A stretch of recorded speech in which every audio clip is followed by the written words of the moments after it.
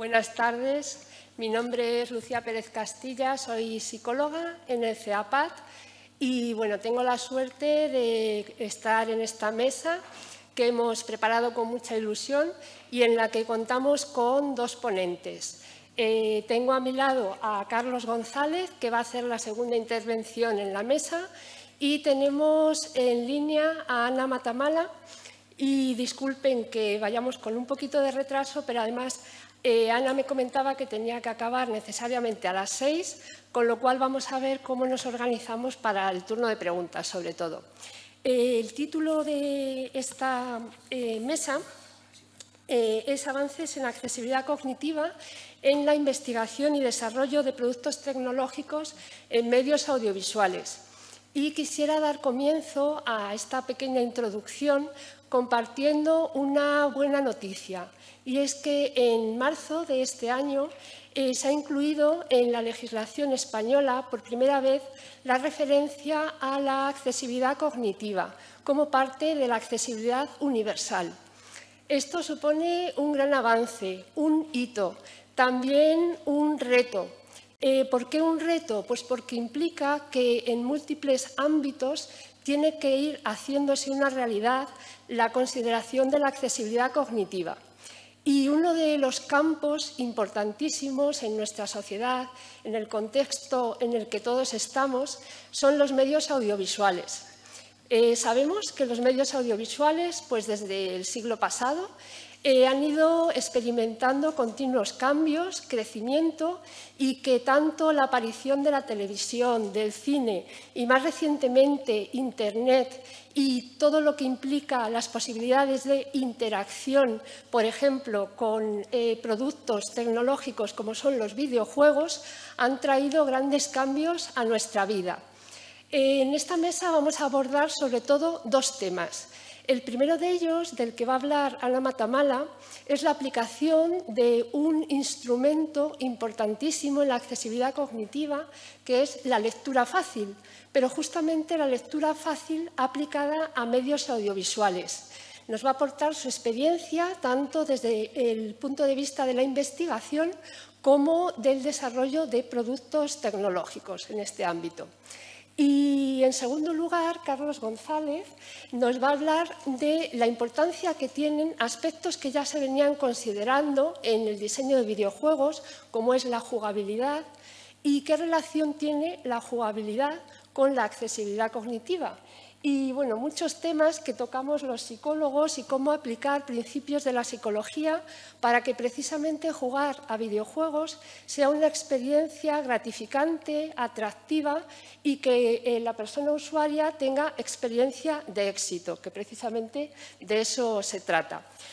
Paso a presentar muy brevemente a los dos ponentes y así ya luego yo no tengo que intervenir. Ana Matamala es licenciada en Traducción y doctora en Lingüística Aplicada. Es profesora titular del Departamento de Traducción, Interpretación y Estudios de Asia Oriental de la Universidad Autónoma de Barcelona. Dirige el Grupo de Investigación Transmedia Catalunya. Ha liderado y participado en múltiples proyectos estatales y europeos relacionados con la accesibilidad, así como en actividades de normalización UNE e ISO. Ha publicado artículos en revistas de impacto internacionales y es autora de monografías y coeditora de volúmenes sobre traducción audiovisual y accesibilidad. Ha recibido distintos premios, Joan Coromines, Premio Aposta, Jóvenes Investigadores 2011, etc. Y se puede ampliar su currículum y la información sobre toda su trayectoria en el enlace que nos ha dejado. En segundo lugar, Carlos González es profesor doctor permanente en Tecnocampus, Universidad Pompeu Fabra. Cuando nos lo dio así, ahora nos lo puede completar. O si has tenido cambios, nos los actualizas. Está especializado en la psicología del videojuego y en el diseño de juegos. Videojuegos serios, que para quienes no estén familiarizados con el término, no son videojuegos aburridos. Se consideran videojuegos serios aquellos videojuegos que tienen un objetivo que va más allá del entretenimiento y que se pueden aplicar para el aprendizaje, para la rehabilitación y en múltiples facetas, como también seguramente Carlos nos va a exponer. Carlos ha realizado diversos proyectos para distintas empresas e instituciones y, bueno, uno que hemos ido siguiendo muy de cerca, que no sé si en la presentación nos hablarás de él, pero si no, pues se puede ampliar esta información porque lo hemos incluido en una publicación reciente. Pues uno de estos videojuegos es The Secret Trail of the Moon, que está pensado específicamente para el tratamiento de personas con trastorno por déficit de atención y hiperactividad. Y bueno, simplemente esto como una pincelada de todo lo que nos pueden aportar también los videojuegos y no solamente esa vertiente negativa a la que a veces estamos acostumbrados a escuchar, la parte más difícil de los videojuegos, que es el riesgo de hacernos adictos al jugar con ellos. Bueno, pues sin más doy paso a Ana. Muchísimas gracias a todas las personas que están aquí en la sala, a las que están siguiéndonos de forma virtual. Y Ana, cuando quieras, también muchísimas gracias por tu participación, por estar ahí. Y bueno, pues es tu turno. Muchas gracias. Pues muchas gracias a vosotros. Buenas tardes.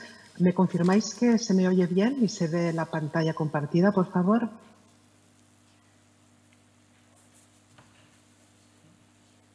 Sí, sí, se ve, Ana. Sí, gracias. Pues como decía, muchas gracias por la invitación y es una lástima que hoy no pueda estar ahí presencialmente. Voy a hablar de lectura fácil y medios audiovisuales, que es un tema, la verdad, que hace 6 años poco sabía, por no decir nada, pero que después de 5 o 6 años trabajando en este ámbito es un tema que me apasiona. Lo que yo he aprendido sobre este tema y lo que voy a presentar no es un trabajo individual. Siempre me gusta destacar que formo parte del grupo de investigación de la Universidad Autónoma de Barcelona Transmedia Catalonia, que estamos trabajando desde el año 2005 en temas relacionados con la accesibilidad. Primero, en un sentido lingüístico, venimos del ámbito del subtitulado, del doblaje, etcétera. Luego ya en un sentido de accesibilidad sensorial, accesibilidad incluso social, accesibilidad cognitiva más recientemente. Aprendí muchísimo con la participación como experta en el grupo UNE que trabajó en la norma sobre lectura fácil y he seguido este aprendizaje coeditando junto a Esther Hedberg la norma ISO del Easy to Understand Language, de lenguaje fácil de comprender. Se trata de una norma que se encuentra ahora mismo en el estadio de draft, ¿no? Borrador ya casi en la fase final. Hoy, justo ahora, cuando estaba aquí, recibí un correo, o sea que esperamos ya dentro de muy poco tenerla publicada. Ya ha pasado todas las revisiones. Os quiero presentar muy brevemente algunos de los conceptos de esta norma. Nosotros hablamos de Easy to Understand Language, lenguaje fácil de comprender, como un término paraguas, como un término que engloba distintas variedades lingüísticas con distintos niveles de simplificación. A un extremo tendríamos el Easy Language, lo que era tradicionalmente Easy to Read o lectura fácil, y luego al otro extremo de la simplificación tendríamos el lenguaje llano, el Plain Language.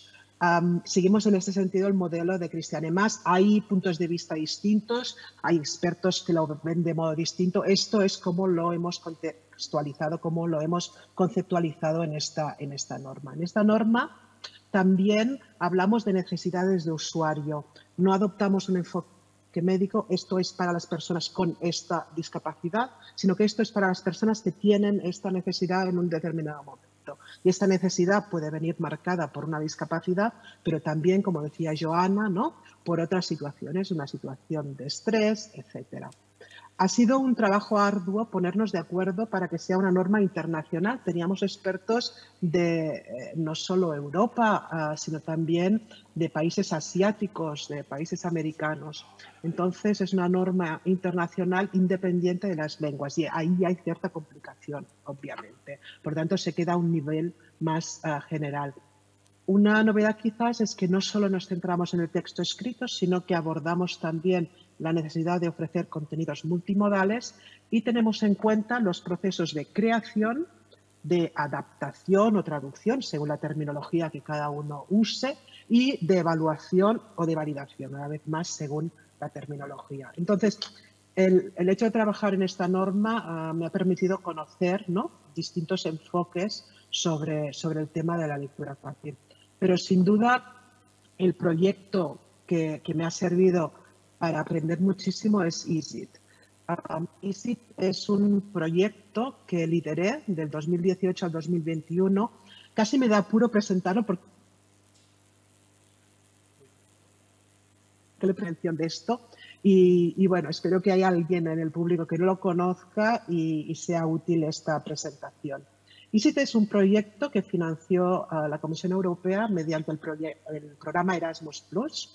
Y nuestro punto de partida, ya he dicho que nosotros trabajamos en subtitulado, en audiodescripción, en contenidos audiovisuales accesibles.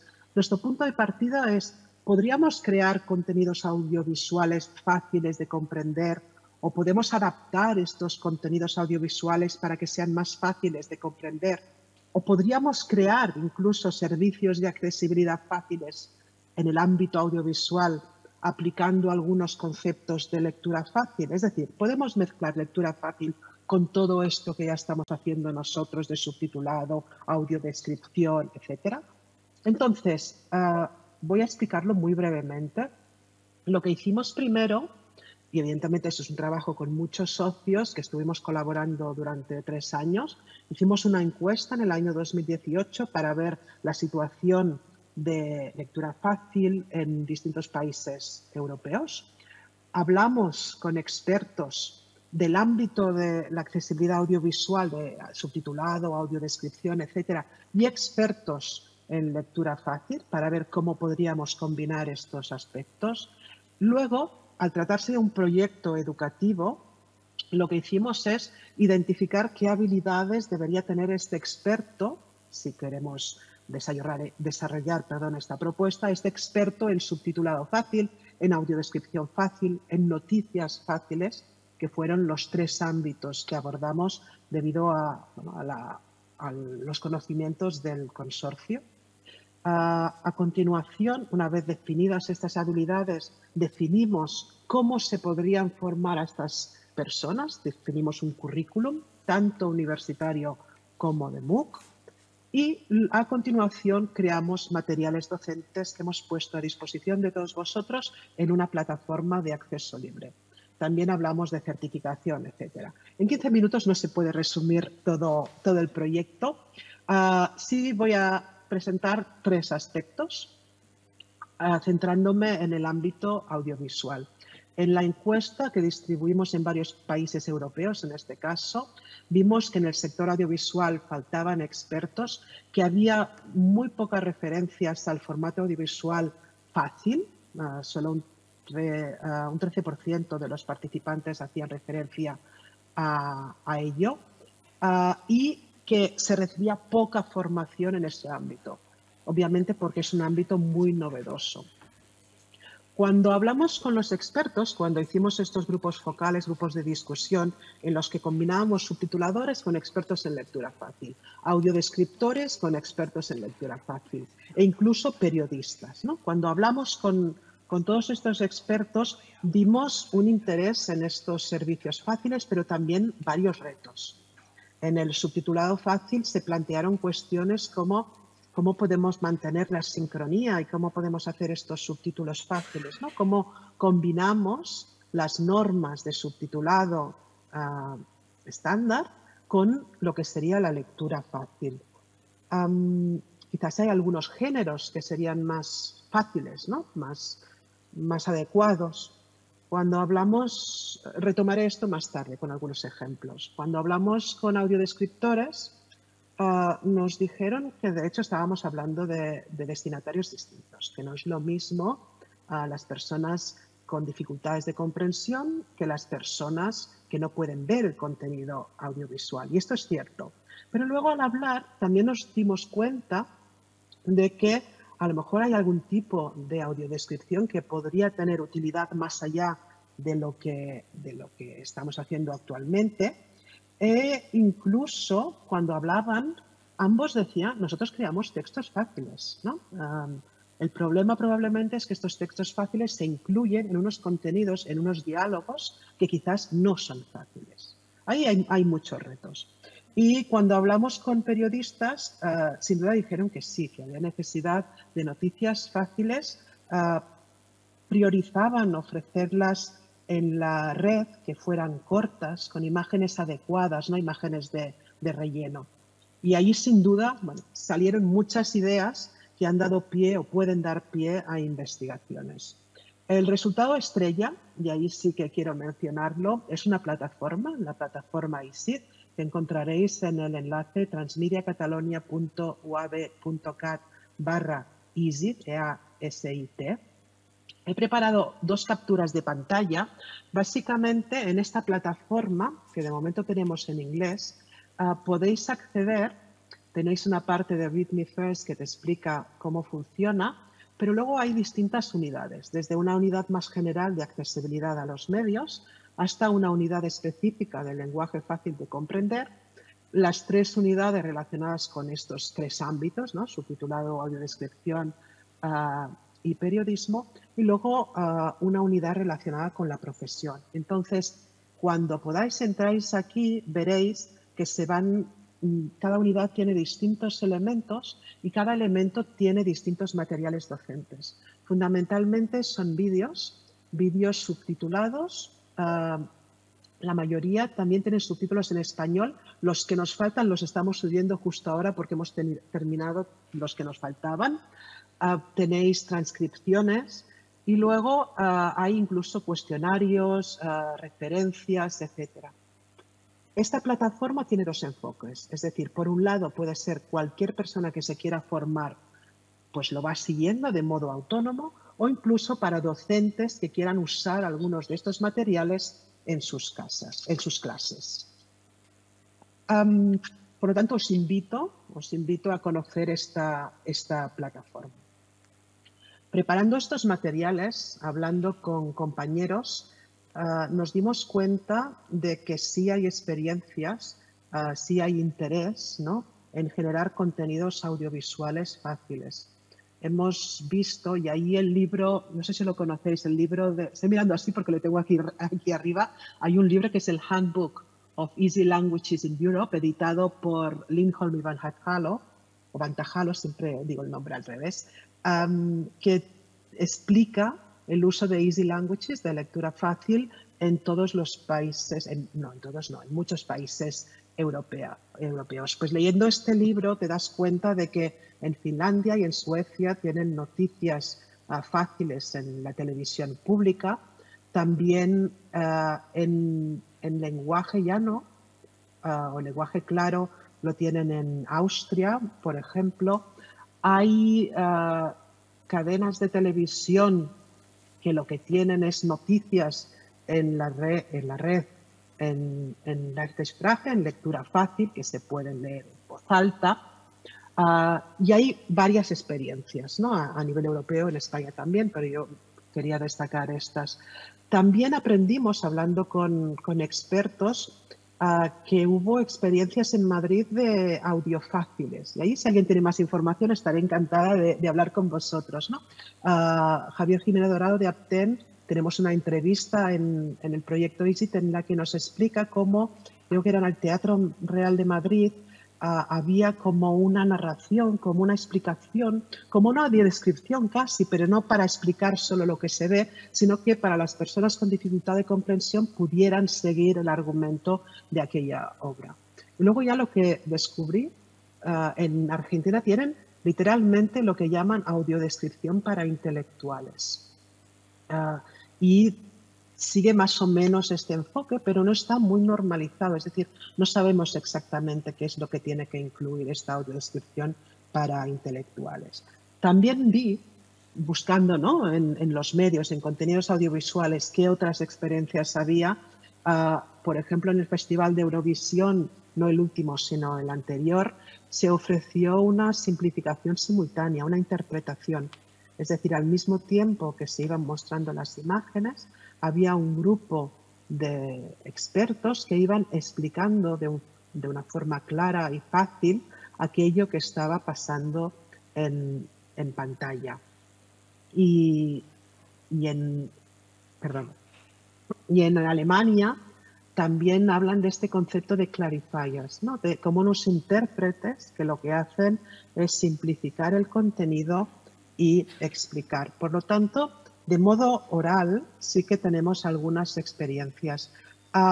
Nosotros, ya pasando a subtitulado, también probamos algunas cosas durante el proyecto EASY. Por ejemplo, nuestros compañeros de Hildesheim crearon un vídeo en el que intentaron aplicar los conceptos de lectura fácil a la hora de presentar el texto, el subtítulo, que ya casi no sería un subtítulo, ¿no? En pantalla. Pero esto era efectivamente un contenido audiovisual preparado desde el principio, ya con esta intención. Otro ejemplo, y perdona que vaya saltando, es para presentar distintas ideas y luego si alguien quiere más información yo comparto enlaces o lo que haga falta. En un proyecto, las compañeras Stella Onsins y otras compañeras crearon subtítulos fáciles para contenidos de ópera y se probaron con personas mayores. La recepción fue muy buena. La recepción fue muy buena, creemos también, porque las personas querían centrar su atención en la ópera, disfrutar de la ópera. Es decir, el subtítulo simplificado en este caso era un apoyo para comprender lo que estaban diciendo, pero ya era suficiente con un subtítulo simplificado para poder disfrutar de lo que estaban viendo y escuchando. Por lo tanto, ahí hay un par de experiencias en subtitulado simplificado. Y luego quisiera mencionar también que estamos investigando junto con Blanca Arias Badía de la Universidad Pompeu Fabra el tema de las audiodescripciones fáciles. Recordad que os dije que en los grupos de discusión comentaron los expertos audiodescriptores y los expertos en lectura fácil que, de hecho, ambos tipos tenían algo en común, que eran fáciles, que ya no eran complicadas desde un punto de vista léxico o sintáctico. Entonces, con Blanca hemos estado haciendo unos estudios analizando las audiodescripciones en inglés, español y catalán y estamos viendo que realmente comparten muchos elementos con lo que sería un lenguaje fácil, una sintaxis sencilla, etcétera. Como decía, sin embargo, el problema es que esto se incluye en un contenido que puede ser mucho más complejo.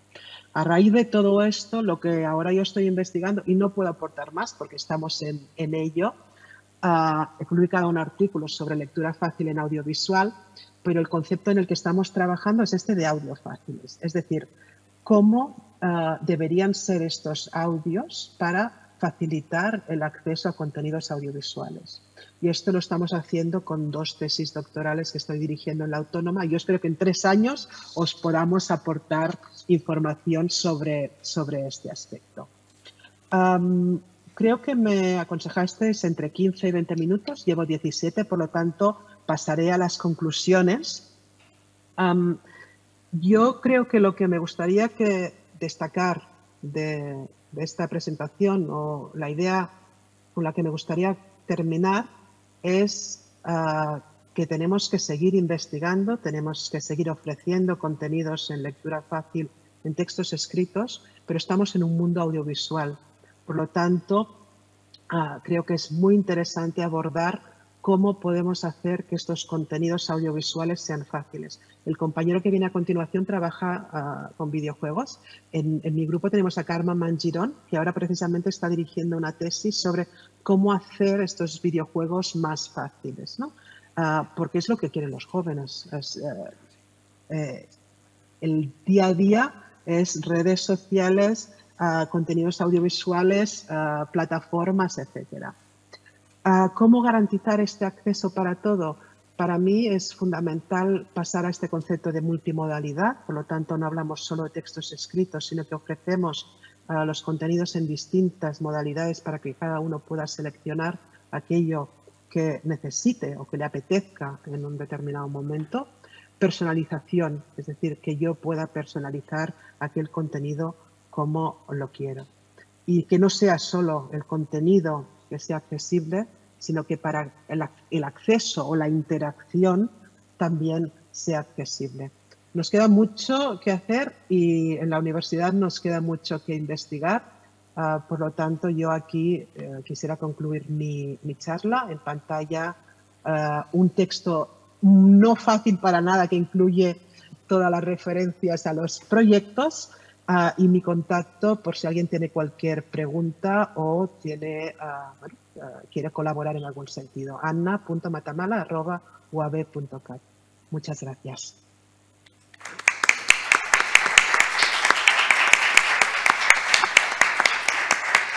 Espero que me hayan escuchado. Es que no veo nada. Muchas gracias, Ana. Desde luego sabíamos que iba a ser un lujo contar contigo en esta mesa y muy interesante todo lo que nos has contado.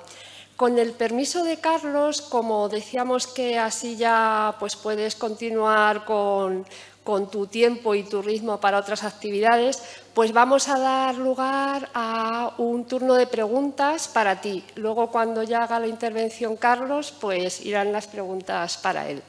Lucía, entonces, como quieras, porque no me he explicado. Yo tengo que marchar a las 8 como mucho. O sea, que si te viene mejor dejar el turno para el final, puedo esperarme. Ah, vale, fenomenal. Sí, creo que no nos hemos entendido por el WhatsApp. Por lo tanto, ¿puedo atender preguntas ahora o puedo esperar al final? Vale, no hay problema. Vale. Pues entonces casi yo soy partidaria de hacer las preguntas al final, porque además a veces hay preguntas que pueden ser comunes para vosotros dos y así cada uno dais vuestra perspectiva. Entonces pasamos la palabra a Carlos. Gracias, Ana.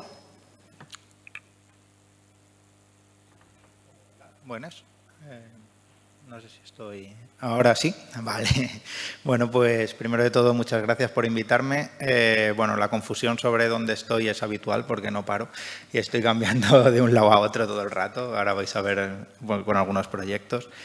Ahora mismo soy Principal Game Designer en Utopía, que es un metaverso. O sea, ya he cambiado, he pasado de ser profesor universitario a otra cosa que ya os podré contar más adelante, ¿vale? Entonces, el objetivo de esta ponencia es, explicar qué se entiende y qué se ha hecho en accesibilidad cognitiva dentro de los videojuegos, porque me parece que es la principal función de los diseñadores de videojuegos, de los game designers, de lo que me dedico. O sea, no es una cuestión de que sea un derecho, es que es una obligación para nosotros que todos nuestros usuarios sepan qué están haciendo y se sientan poderosos y se sientan a gusto con lo que están pagando. Porque es que lo están pagando por sentirse bien, porque los videojuegos te hacen sentir bien y están hechos para eso. Entonces vamos a ir poquito a poquito. Primero algunos proyectos pasados, que sigo vinculado, pero para que vean las cosas así un poco extrañas. La primera sería Dark Sense, que es un audiojuego. Es un juego que no tiene parte visible, es un juego en primera persona en la que todo es por el oído. O sea, es como eres un personaje que no tiene visión y te tienes que mover por un espacio laberíntico solo con lo que se oye. Y la verdad que fue un proyecto bastante interesante de hacer y en el que aprendimos muchas cosas de la importancia del sonido y de la ubicación dentro del sonido 360, cosas bastante interesantes. The Secret of the Moon, que Lucía ha comentado, que es un juego para PlayStation VR de realidad virtual para que los niños y adultos también que tienen déficit de atención y hiperactividad, a través de minijuegos y una cierta narrativa y ciertas actividades puedan mejorar sus capacidades. Han salido pues también un par de tesis doctorales, un montón de publicaciones Q1, porque ha sido un tema que ha funcionado bastante bien. Los resultados finales los veremos en la segunda tesis doctoral que se está haciendo y esto se hace con Puerta del Hierro y con una empresa que se llama Gamera Nest. Y el último es Adrián Pendragón, que es un videojuego serio en el cual lo que se hace es mejorar la lectoescritura de los niños. Es un videojuego en el que básicamente es para que los padres puedan apuntar a sus hijos y mientras que juega a ciertos minijuegos también lingüísticos y con letras y con palabras, pues el niño va adquiriendo mejor comprensión lectora y también lectoescritura general. Yo les ayudo, me dicen, sobre todo los especialistas en esto, queremos hacer esto, le pregunto, ¿y cómo lo hacéis normalmente? Así, y yo lo paso a videojuego. Es decir, cómo consigo traducir eso o cómo los videojuegos han hecho eso. Yo, bueno, soy psicólogo, doctor en ocio y desarrollo humano, bueno, y una serie de cosas bastante raras entre medias.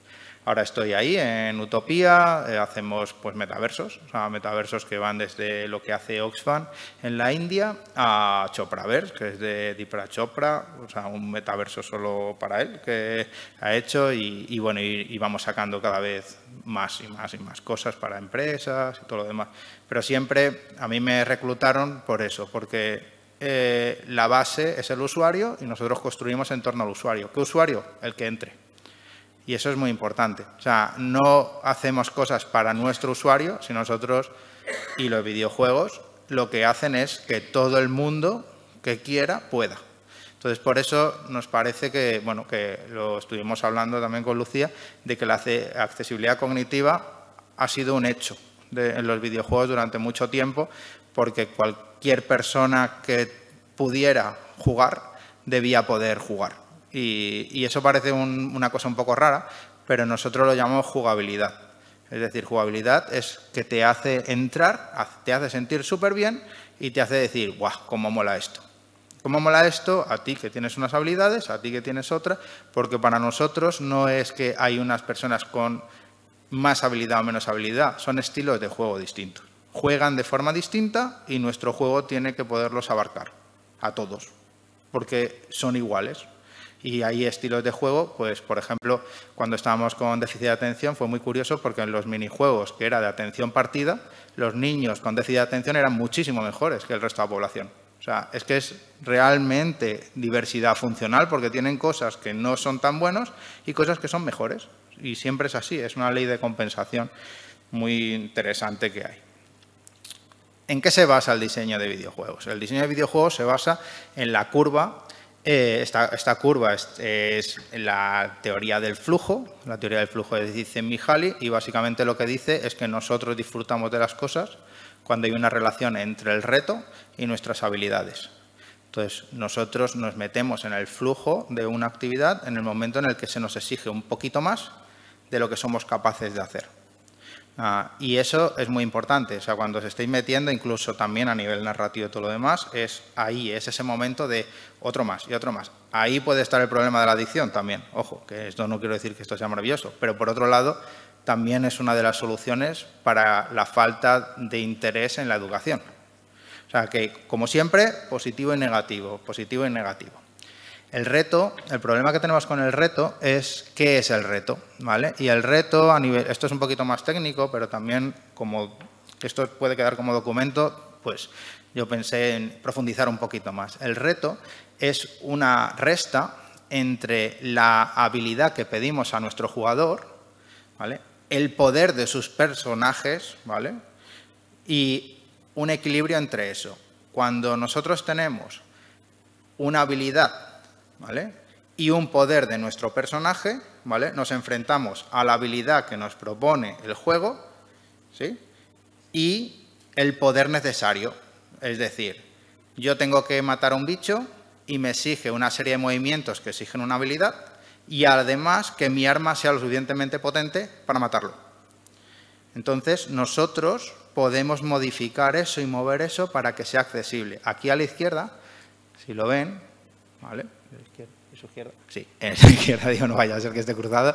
A la izquierda sería el poder del personaje, que quiere decir cuánto golpea, qué rápido es y todo lo demás. Eso es artificial, eso lo podemos diseñar de una forma muy clara, porque al otro lado también. Pero a la derecha pueden ver la habilidad. La habilidad es lo que necesitamos que haga el jugador. Esto es Beat Saber, es en VR, entonces como pueden ver es muy exigente, ¿sí? Lo primero que se les ocurrió a las empresas de videojuegos fue crear niveles de dificultad. 1993. O sea, no estamos hablando de vamos a ver qué es la accesibilidad cognitiva en el 2014, no, estamos hablando de hace 30 años, ¿vale? Llevaba 20 los videojuegos, o sea, menos de la mitad de su historia y ya estamos diciendo vamos a poner niveles de dificultad para que la gente pueda jugar a gusto. O sea, punto. Porque queremos que jueguen a gusto, porque es nuestra función. Como pueden ver, también se intentó hacer con cierta gracia. ¿Por qué? Porque los niveles de dificultad tú lo que coges y dices, vale, te bajo la habilidad y el poder necesario. Por lo tanto, tú entras con tu habilidad, pero lo que te pido siempre está por debajo. ¿Pero qué pasa con eso? Que hay un etiquetaje. Yo no puedo jugar a un nivel más difícil. Y por mucho que lo hagas graciosa, de soy demasiado joven para morir y no sé qué, no sé cuánto, esto es el Doom, esto es un juego hiperclásico, ¿vale? O sea, hasta Nightmare, que es como eso, tener una pesadilla, nivel pesadilla, ¿vale? O sea, aún así era esa sensación de ¿por qué no puedo? Entonces, seguimos con la idea, es, vale, no voy a bajar todo, sino que lo único que voy a tocar es el poder, es lo artificial. O sea, voy a coger y voy a intentar equilibrar todo esto con el poder necesario y el que te doy, ¿vale? Si veo que vas mal, te meto un power-up, o te meto una espada más grande, o te meto un coche más potente, ¿Pero qué era lo que ocurría con eso? Que lo volvían a percibir. Y esta es otra curva muy importante en el game design, que es la curva de interés. Todos los videojuegos tienen una curva de interés según lo que va pasando, que es lo mismo que tienen los audiovisuales. O sea, hay un momento dado que dices, o en las series, seguro que si ven series, es ese momento del final del capítulo que dices, tengo que ver lo siguiente, ¿vale? Pues en videojuegos lo hacemos igual. El problema de eso es que cuando tú percibes que te están ayudando en exceso, tu interés cae, porque ya no te tienes que esforzar, ya sabes que lo único que tienes que hacer es hacerlo mal para que baje el nivel, ¿vale? Pero eso puede ser también al revés. También hay personas que pueden tener muy baja habilidad o el escalón de entrada es muy alto, pero por el interés esforzarse más. Uno de los proyectos que hice durante muchos años fue en Azcuna Centroa, que montamos un espacio de videojuegos y de juegos dentro de su mediateca, y todos los años hacíamos talleres de jugar saludablemente, historia del videojuego jugada, el videojuego como salida laboral, diseñando el videojuego del futuro para colegios, hasta que pidió un colegio de educación especial venir. Y dije yo, sí, porque yo, entre otras cosas, fui seleccionador nacional de un deporte adaptado, es que he tenido un fundador de una asociación, muchas cosas. Muchas que yo dije, sí. Y fue también que al año siguiente lo cerramos todo para educación especial. Dijimos, un año va a ser solo para educación especial, lo que fue una complejidad tremenda, porque era la historia del videojuego jugada. Entonces yo lo que hacía era, según veía el nivel, iba poniendo unos videojuegos u otros a partir de tocar en ciertas zonas del PowerPoint. Entonces iba subiendo y bajando el nivel hasta que vino una asociación de TEA, que era bastante profunda la cosa. O sea, sobre todo había un crío que... es el trastorno de espectro autista, ¿vale? Entonces, había un crío que era averbal, ¿vale? Y que no entendió para nada el juego del Pong, o sea, no entendió el juego del Space Invader. O sea, yo iba bajando cada vez menos teclas, para ver si conseguía engranar con él. Y dije, perdidos al río, vamos al Sonic. Dije, imposible, es un juego hiper rápido, súper información por todos lados, súper colorido, un montón de teclas. Se quedó clavado. Hasta que no consiguió controlar el Sonic, no paró. O sea, estaba ahí con su madre y pum, y otra, hasta que lo consiguió. ¿Por qué? Porque le llamó la atención. No era una cuestión de bajar la exigencia, sino de subir el interés. Y entonces esto lo complica más todo a nivel de diseño, pero también te da mucha esperanza en torno a esto. ¿Por qué es esto? Porque hay otra curva que tenemos que tener en cuenta en diseño, que es que esto es una curva tras otra, que son la curva de aprendizaje. La curva de aprendizaje es la exigencia que le pedimos a nuestro usuario de que aprenda cuando está jugando al videojuego. Entonces, eso es lo que se llama el escalón de entrada. En los juegos que se llaman hardcore, el escalón de entrada es muy alto porque les gusta así. O sea, les gusta así porque se sienten exclusivos. Los juegos que son más casual, el escalón, lo que tienes que aprender al principio es muy bajito, aunque luego puede ser muy difícil, pero lo que necesitas aprender en, pues yo qué sé, por ejemplo, en un Candy Crush es muy pequeño, es mueve, haz 3, mueve, haz 3. Luego viene un lío tremendo, porque creo que hay 40 y pico mil niveles. Ojo, que sea bajito no tiene que ver. Entonces, aquí la cuestión es que se dieron cuenta de esto en los videojuegos y entonces dijeron, vale, entonces el tutorial es súper importante. Porque si necesitamos que aprenda, por ejemplo, todos los controles de un coche, necesitamos que el tutorial te los enseñe. Y entonces lo que hicimos fue ayudarles en los tutoriales. Por ejemplo, un caso característico es el Gran Turismo, que según vas conduciendo te están poniendo todas las ayudas como trazado, como pueden ver ahí, aquí está el trazado óptimo, dónde tienes que frenar, cuál es tu velocidad actual. Entonces lo que te hace es aprende y luego te lo voy quitando. Te lo voy quitando. Y de esa forma generamos esta curva. Llegan al mismo punto, pero aprende esto, luego aprende esto, luego aprende esto, luego aprende esto, luego aprende esto, hasta que llegas. ¿Vas a llegar al mismo punto? Sí. O sea, de lo que necesitas aprender, pero poquito a poquito. ¿Qué es lo que pasa con eso? Que se vuelven a sentir con muletas. Vuelven a sentirse otra vez con muletas que, claro, entonces ya no se sienten tan poderosos como los videojuegos. Entonces, ¿qué inventamos? Estamos todo el rato así. Esto es una coevolución del usuario con el diseñador y el diseñador diciéndole, ¿pero qué quieres? Y el otro, pues no lo sé. Y tú, vale, pues te pongo esto y lo siguiente, todo el rato. ¿Vale? Entonces nos inventamos estructuras ocultas. Por ejemplo, esta es la estructura oculta de feedback loop, o sea, de bucles, ¿vale? Según juegas, para que te sientas a gusto con el Super Mario Kart. El Mario Kart, básicamente, lo que te hace es falsear la probabilidad de los power-up. Según la distancia que estés del primero, te ponen power-up más poderosos para que puedas pillarle. Eso no lo sabe nadie hasta que eres diseñador. Y dices, ya me lo estás haciendo. Estás aquí metiéndome. Entonces, cuanto más cerca estás del principio, ¿vale?, menos poderosos son tus power-up. Así los de detrás también te pueden pillar. Y por lo tanto equilibras. Esto es una resolución por diseño. O sea, generas un reto equilibrado por diseño. Pero, como también se acaban dando cuenta, nos hemos inventado la dificultad adaptativa. Esto es un GIF de una dificultad adaptativa. Según lo que hace, ¿vale?, esto lo he hecho yo, esto es una cosa sencilla, según lo bien o mal que lo hace el jugador, nosotros subimos y bajamos de forma dinámica la dificultad. La habilidad necesaria, el poder necesario, y ahí es imposible que se dé cuenta.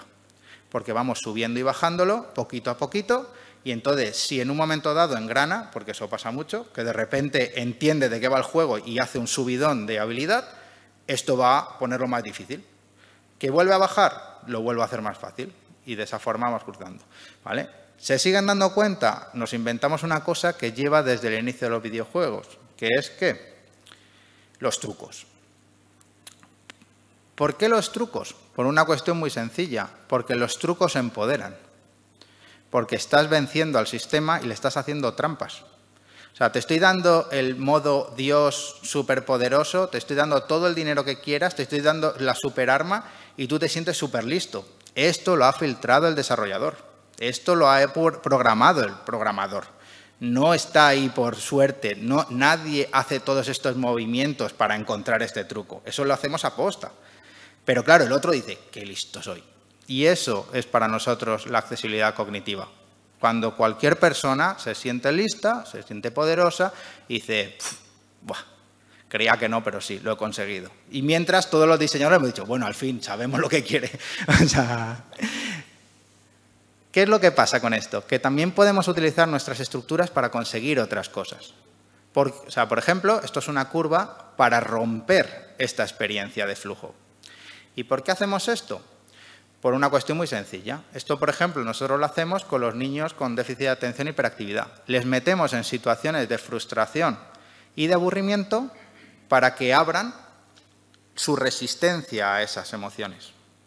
Entonces, de repente, es justo al contrario. Ahora, de repente, damos la vuelta a toda la teoría que os he dicho y es como, no, es que ahora les tenemos que hacer sentir desempoderados. ¿Para qué? Para que consigan mayor resistencia y cuando vayan al mundo real, que es súper desempoderante, por eso nos gustan tanto los videojuegos, porque los videojuegos están hechos para que disfrutemos, el mundo real es al revés, ¿vale? O sea, es como al revés, es como, además lo hemos visto, pues de esa forma puedan coger y decir, vale, aquí hay una forma de vencer al sistema, que es la gran promesa del videojuego y por lo que funciona tan bien. Y listo, acabado.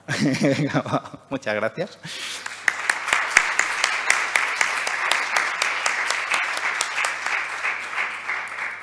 Bueno, muchísimas gracias, Carlos.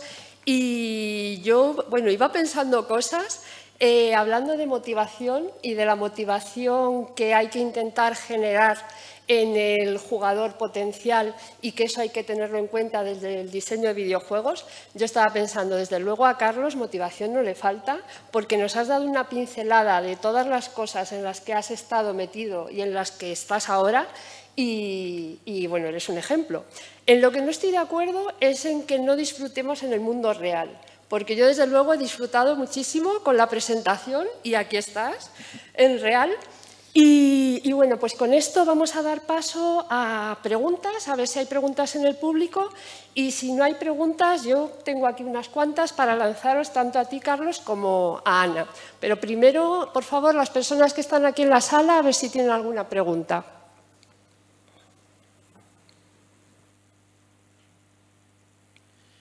Nadie se anima un poco ahí así al salseo.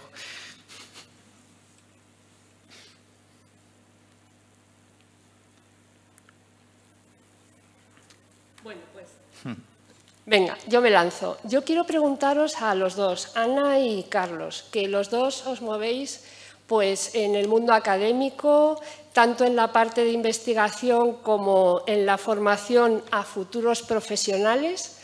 Y quería preguntaros qué interés percibís en estas personas, estudiantes que están formándose y que cómo serán los videojuegos en el futuro, pues también depende de qué enfoque se esté dando en la formación de estos futuros profesionales y si se están teniendo en cuenta o no aspectos vinculados a la accesibilidad cognitiva, por ejemplo, en la generación de contenidos audiovisuales y en todo lo que puede ser también, Ana, pues el ámbito en el que os movéis en la universidad, pues toda la formación para el subtitulado, etcétera.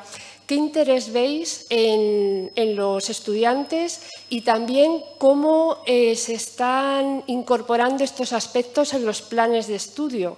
Que muchas veces pues es la demanda, ¿no? que tenemos, de que realmente haya más presencia de la accesibilidad en los planes de estudio de muchas carreras y de grados, máster, etcétera. Bueno, pues esa sería la pregunta. Ana, por favor, si quieres empezar tú. Sí, yo creo que interés hay.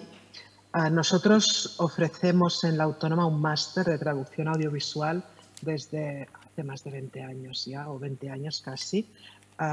Y ahí es cierto que y al principio era más accesibilidad lingüística, luego accesibilidad sensorial y la cognitiva es más reciente.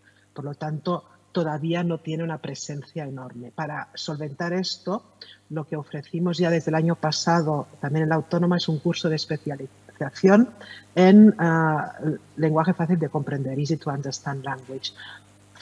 De verdad, disfruté muchísimo dando este curso. Fue un curso de 12 semanas, un curso de especialización, más de 20 personas de todo el mundo, Brasil, muchos países.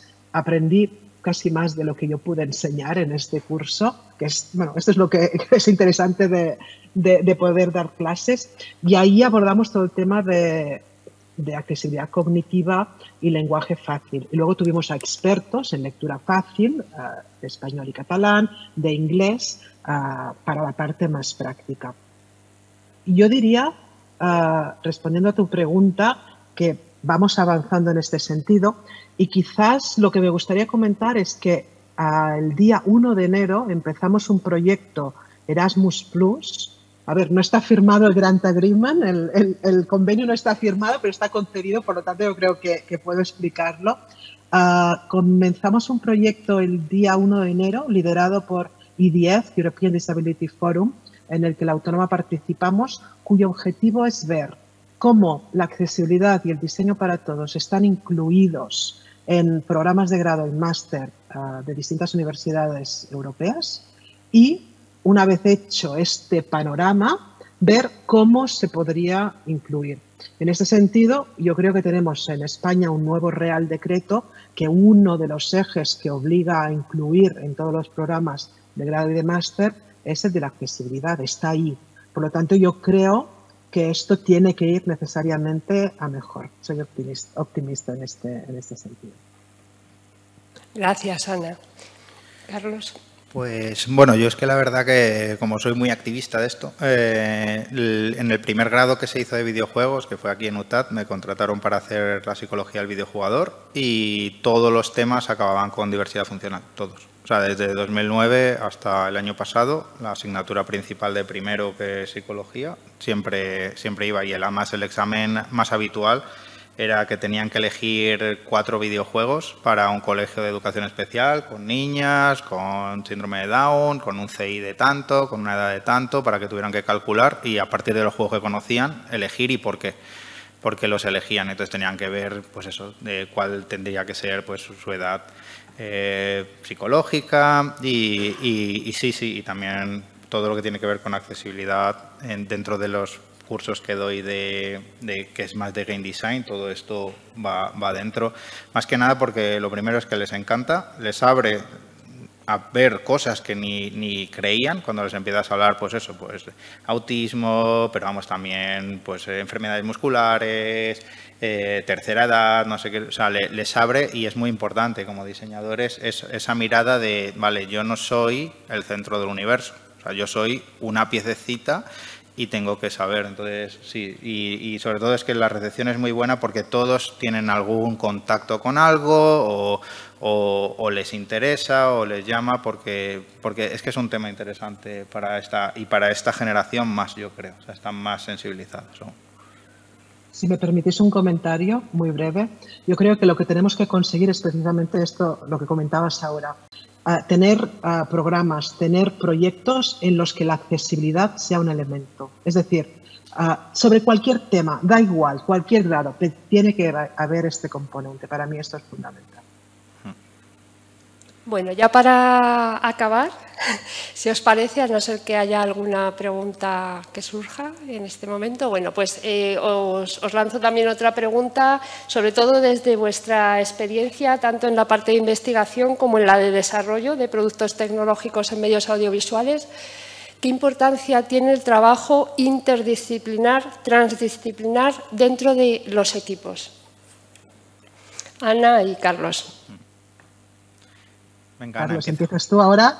No, empieza tú, que yo ya he acabado. No, para nosotros es fundamental. Es decir, nosotros venimos del ámbito de la traducción y la lingüística. Sin los técnicos, sin los tecnólogos, sin los ingenieros, no podemos hacer nada. Por lo tanto, en cualquiera de los proyectos europeos en los que estamos colaborando con ingenieros. Y tampoco podemos hacer nada sin los usuarios. Por lo tanto, es importante esta colaboración con distintos perfiles. La respuesta por mi parte está muy clara. Sí, bueno, yo es que siempre he sido el que daba la interdisciplinaridad. Entonces, yo era justo al revés. Yo llegaba allí, todos eran de videojuegos y decía, el psicólogo, cuidado, que te psicoanaliza. Entonces, realmente sí, es muy importante, sobre todo porque en un ámbito como el videojuego, que es un medio interactivo en el que se junta arte, programación, modelo de negocio, seres humanos jugando, o sea, es necesario, sobre todo porque luego hay un tópico detrás y ese tópico lo puedes controlar o no. O sea, yo he estado haciendo estructuras de gamificación para, por ejemplo, para el gobierno de Colombia, que era sobre microemprendedores en Colombia y que era cómo le enseño plataformas de pago a una persona que se dedica a vender huevos en la calle de Bogotá. Y era como, claro, o hay un especialista ahí detrás o yo qué sé. O sea, yo no soy especialista en esto. Entonces, sí que es muy importante y también que no sea interdisciplinar, sino que haya personas de diversidad funcional dentro de los equipos. O sea, porque es que ya no es solo hacerlo para ellos, es que también es importante hacerlo con ellos. O sea, que no caigamos en esa historia constante de, ay, vamos a hacerlo nosotros así. Es que nosotros no... O sea, yo tengo una diversidad, pues una fascia de caballo, aunque no lo parezca, pero es eso, es muy importante y estar ahí, que haya otra gente porque lo ve de otra manera y tiene otras experiencias que aportar muy interesantes y conocimiento muy valioso de primera mano. Muchas gracias, Carlos, y por ese énfasis que has puesto en la persona como centro, que desde luego es esencial y que no nos ha dado tiempo a poder abordar tanto como nos hubiera gustado. Hemos recuperado un poquito de tiempo, vamos a hacer el descanso y lo último, pues yo quería agradecer de nuevo a Ana, Carlos, que os hayáis preparado esta presentación, que hayáis estado aquí y a las personas que han asistido tanto aquí en la sala como que nos han ido siguiendo en línea, y agradecer también a las personas que nos están apoyando desde la parte técnica, todo el equipo, también el subtitulado y la interpretación en lengua de signos. Muchas gracias a todos, hacemos el descanso y por favor no se desenganchen porque después del descanso viene la tercera mesa. Gracias.